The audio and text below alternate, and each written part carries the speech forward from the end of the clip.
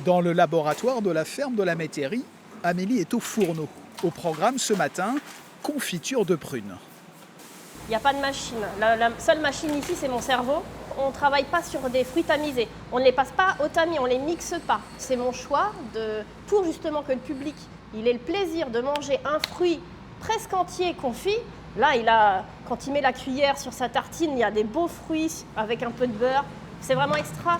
Arrivée 9e sur une centaine de participants au championnat national de confiture, Amélie a côtoyé la fine fleur des confituriers français.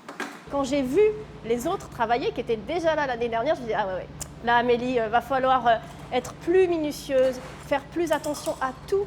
Et c'est en rencontrant d'autres personnes qui nous transmettent leurs connaissances, qu'ils ont eux aussi acquises avec leur expérience, qu'on grandit.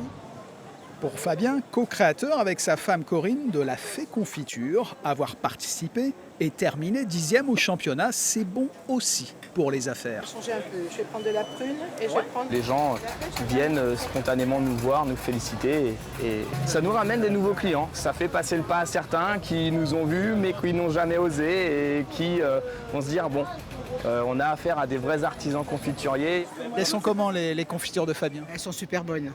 Elles sont super bonnes, elles sont pas trop sucrées. C'est vraiment on sent que c'est du fait maison. Hein. Quand il est arrivé sur le marché, il dit tiens, on va essayer, on va aller goûter ses confitures et puis depuis, on est tout le temps là. Quand quelqu'un va ouvrir le pot, goûter la confiture, se rappeler les souvenirs de son enfance dans un jardin, croquer un fruit et après avec la mamie très souvent faire des confitures, c'est vraiment une Madeleine de Proust et nous c'est ce qu'on cherche, c'est créer de l'émotion, créer du plaisir quand les gens consomment nos confitures.